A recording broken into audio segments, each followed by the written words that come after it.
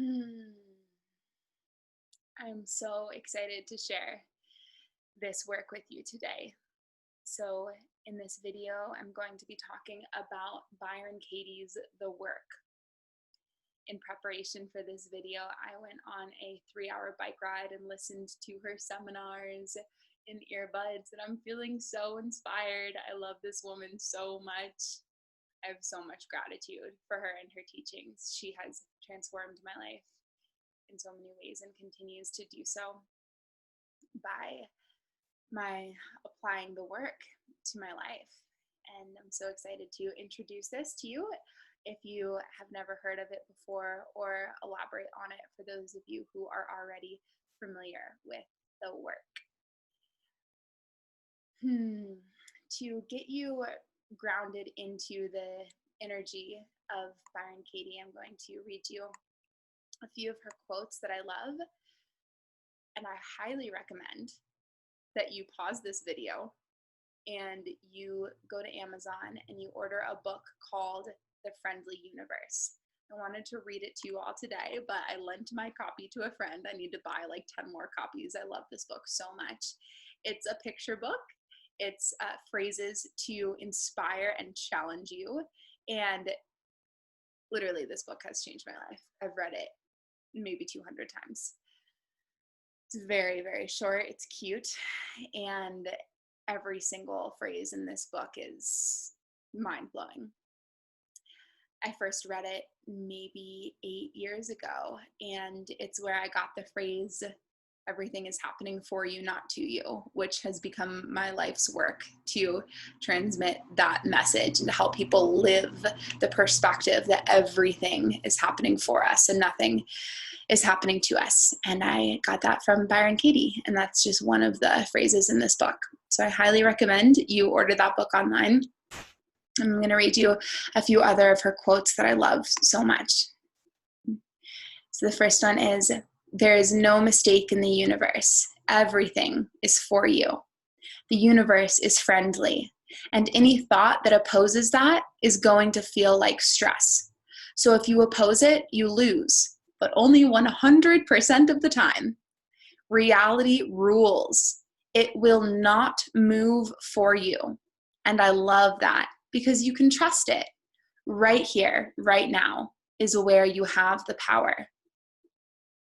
When you're not arguing with reality, you're clear, and everything you're to do is possible right here, and the options are unlimited. Another one of her quotes is, "Reality is always kinder than the story we tell about it." Reality is always kinder than the story we tell about it. The only time we suffer is when we believe a thought that argues with what is. When the mind is perfectly clear, what is what we want. So when the mind is perfectly clear, we choose what is. No matter what is, no matter how it looks, we choose it.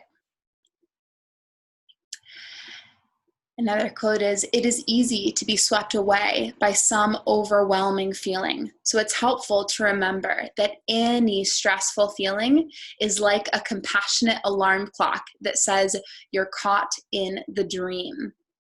So you're imagining a reality that is different from what actually is. Remember, reality is always kinder than the story we tell about it. So when we're swept away by an overwhelming feeling, it's an alarm clock going off saying, you're caught in a dream. You're imagining a reality that is different from what is. As you inquire into issues and turn judgments around, you come to see that every perceived problem appearing out there is really nothing more than a misperception within your own thinking. Whew!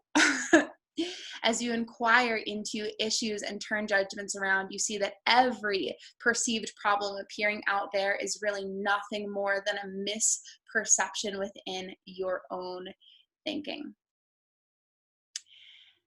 If I think that someone else is causing my problem, I am insane. Another quote is, "Nothing ever goes wrong in life. Whew. What if we wrote that on our mirror? What if we tattooed that on our arm? What if we saw that every day? Nothing's wrong. Nothing ever goes wrong in life. What if we lived that philosophy? What different lives would we lead? Until you can see everything in the world as your friend, your work is not done. Until you can see everything in the world as your friend, your work is not done. Geez, I could sit with any one of these quotes for lifetimes. So good. So all of that is just to ground you and presence you in the work of Byron Katie, but the process that she teaches, I love so much because it's so simple. And it's something that we can easily empower others to be able to do. It doesn't require going through a training program. It doesn't require paying any amount of money. It doesn't require having any background in transformation. It is such a simple process. And the process is identifying a stressful thought, asking 4 questions about that thought, and then turning the thought around, or turning the judgment around. So the way that we work with this is we identify a complaint or a judgment or a stressful thought. And then we ask the following 4 questions. The first question is it true? Can I be absolutely certain that it's true? The second question is, that was the second question. The first question is it true? And the second question is, can I absolutely know that it's true? The third question is, how do I react when I think that thought? And the fourth question is, who would I be without that thought? And then we turn it around. We turn it around to self and to other and to the opposite. So I'll give you some examples. And I really, really want for everybody to do this for themselves. So identify some thought, some complaint, any complaint about anything in the world that is causing you stress. I find that it's most useful to work with complaints about other people. I think that's where the juice really lies. And it works for complaints that we have about our body, about politics, about the president, about life itself. And I really invite you to go to work on complaints that we have about other people, okay? So one example is, he doesn't love my body. So if we're going to work on this complaint, if a client has this complaint, he doesn't love my body, first we ask, is it true? And this one, it's very important that it's a just yes or no, which makes it more challenging. It really does. Because we want to say, no, but, or yes, because, and we have to bring it back to just yes or no. So is it true? And then can I absolutely know that it's true? And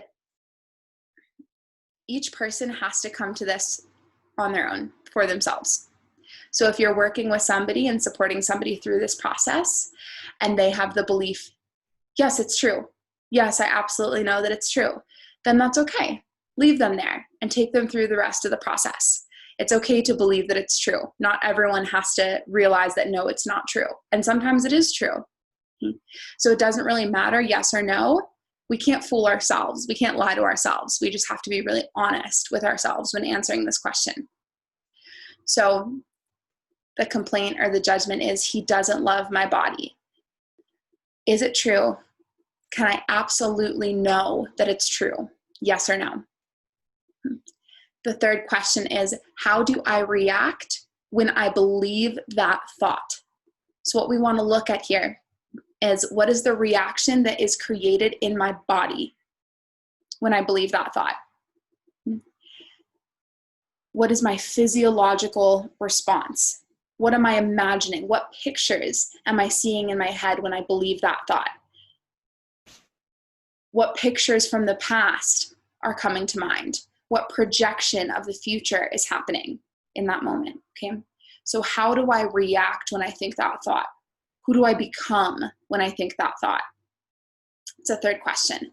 And then the fourth question is, who would I be without that thought? Who would I be without the thought he doesn't love my body? How would I be? How would I show up? What would I do differently? And with each question, we're awakening. With each question, we're clarifying. So those are the 4 questions. And then we want to turn this thought around. So we want to turn it around first towards the self. So the original thought, the original judgment, the original complaint was, he doesn't love my body. So when we turn it around towards the self, it becomes, I don't love my body. When we turn it around towards the other, it becomes, I don't love his body. Or he doesn't love his body. And with each turnaround, we just want to sit with it. So when we turn that around, what comes up? When I turn it around towards myself, I don't love my body. What do I notice? What opens up for me? How does that change the way that I feel? When I turn it to, I don't love his body, what do I see? And with each turnaround, we're just trying it on. Like we're trying on an outfit. We're just seeing how it looks, seeing how it feels. Okay, so I don't love his body. What do I see when I think about that? Is there anything for me to own up to here? He doesn't love his body. Interesting. Okay, what do I see there when I try that on? When I try that perspective, that belief on? We're just noticing. And if you're working with yourself, just keep noticing. If you're working with a person, a client, a friend, whomever, just keep supporting them in noticing what awarenesses arise for them. It's very important that we don't lead people here, that we don't say, yeah, well, you don't love his body. We don't want to say that at all. We just want to see, okay, so when you try that perspective on, what do you see? Is there possible truth there? Are there any instances, any circumstances, any scenarios in which you see that that could be true? Is there any evidence that any of these turnarounds are true? That you don't love your body, that you don't love his body, that he doesn't love his body. And then the last turnaround is to the opposite. So the original judgment was, he doesn't love my body. The opposite is, he does love my body. So when I try that on, what perspective? When I try that perspective on, what evidence do I see? He does love my body. Can I see anywhere that that's true? Are there any examples of where he does love my body?